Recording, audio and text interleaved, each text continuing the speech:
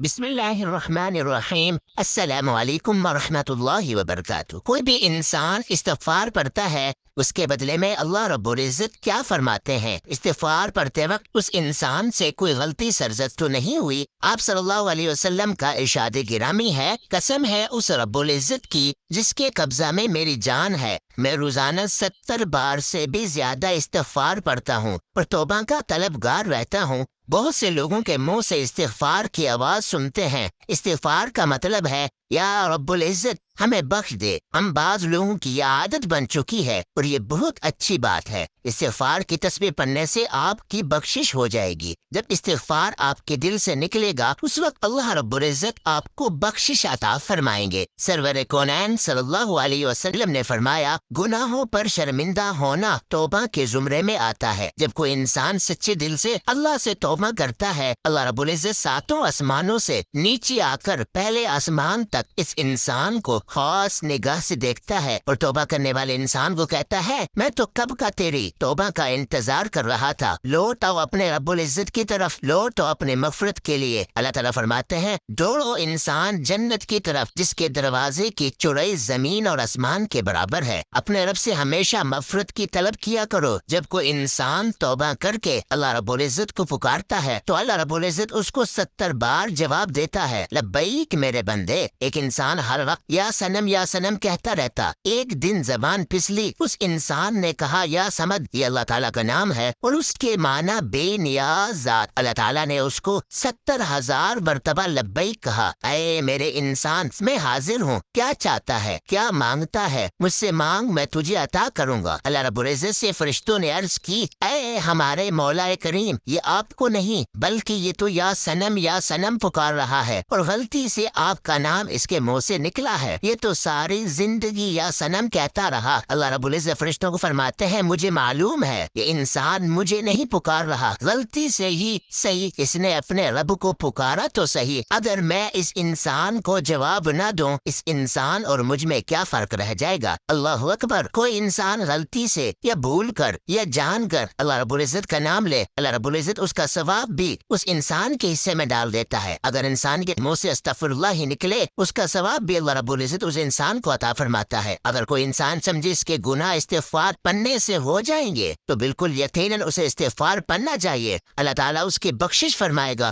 جو انسان اپنے دل میں یہ بٹھا لے میں نے استغفار پڑھنا ہے، اللہ رب العزت اس کی ہر مشکل آسان فرما دیتا ہے، ہر دکھ اور پریشانی اور آنے والے مصیبت کو دور فرما دیتا ہے، اس انسان کو وہاں سے روزی عطا فرماتا ہے جہاں سے اس کو وام ہی نہ ہو۔ استغفار پڑھنا دلوں کے زنگ صاف کر دیتا ہے اور اللہ تعالیٰ فرشتوں سے فرماتے ہیں، اس انسان کی روزی وسیع کر دے، اور یہ بھی فرماتے ہیں اس کے پچھلے سارے گناہ بخش دیے جائیں۔ جب قیامت کے روز وہ شخص اپنے رب العزت سے ملے گا اس کے گناہوں کا گواہ کوئی نہ ہوگا۔ حضرت حسن بصری رحمت اللہ علیہ کے پاس ایک شخص آیا، اس نے اولاد نہ ہونے کے بارے میں دعا مانگنے کی گزارش کی۔ آپ نے فرمایا، استغفار پڑھا کرو، اولاد اللہ تعالیٰ ضرور عطا فرمائے گا۔ دوسرا شخص حاضر ہوا، اس نے آپ سے کہا، میں تنگ دست ہوں، روزی نہ ہونے کے برابر ہے۔ آپ نے فرمایا، استغفار پڑھا کرو، اللہ تعالیٰ غیب سے مدد عطا فرمائے گا۔ تیسرے شخص نے عرض کی، خشک سالی ہے، فصل نہ ہونے کے برابر ہے، دعا فرمائے اللہ رب العزت بارش عطا فرمائے۔ اس شخص کو بھی حسن بصری رحمت اللہ علیہ نے فرمایا، استغفار پڑھا کرو، تمہاری دعا ضرور پوری ہوگی۔ آپ سے دریافت کیا گیا مختلف آدمیوں کی مختلف حاجات تھیں، آپ نے سب کو جواب ایک ہی دیا، استغفار پڑھو، اس کا ماجرا کیا ہے؟ حسن بصری رحمت اللہ علیہ نے قرآن مجید کی آیات پڑھی جس کا ترجمہ کچھ یوں ہے، استغفار پڑھنا اولاد، باغات اور بارش عطا کرنے کا سبب ہے۔ تم پر اللہ تعالیٰ بارش بھیجے گا اور مال و دولت اور بیٹوں سے تمہاری مدد کرے گا، تمہارے لیے چشمے جاری کر دے گا، نہریں بہا دے گا۔ انسان گناہ کو اللہ رب العزت کی نافرمانی سمجھ کر رد کر دے اور شرمسار ہو کر اپنے اللہ تعالیٰ سے معافی مانگے اور آئندہ کے لیے گناہوں سے توبہ استغفار کرے، اس انسان کو میرا رب العزت اپنا محبوب سمجھتا ہے۔ اگر کسی انسان نے کسی کا مال چرایا ہو تو ان کے ورثاء کو واپس کرے، نماز قضا کی ہو نماز ادا کرے۔ کچھ لوگ بد نصیب شیطان کے بہکاوے میں آ کر توبہ استغفار میں سستی سے کام لیتے ہیں اور یہ نہیں سمجھتے توبہ کا موقع ملنا ہی بڑی سعادت کی بات ہے۔ کچھ لوگوں کو توبہ استغفار کرنے کا موقع ہی نہیں ملا، وہ اس دنیا فانی سے کوچ کر گئے۔ چند دن کی زندگی کا کوئی بھروسہ نہیں، ہمیں توبہ استغفار کرتے رہنا چاہیے۔ قرآن مجید فرقان حمید میں اللہ تعالیٰ ارشاد فرماتے ہیں، توبہ استغفار کرنے والے پر اللہ رب العزت رحمت کی بارش عطا فرماتا ہے، ان کے مال اور رزق میں اضافہ فرماتا ہے۔ قرآن مجید فرقان حمید میں نوح علیہ السلام کا واقعہ موجود ہے۔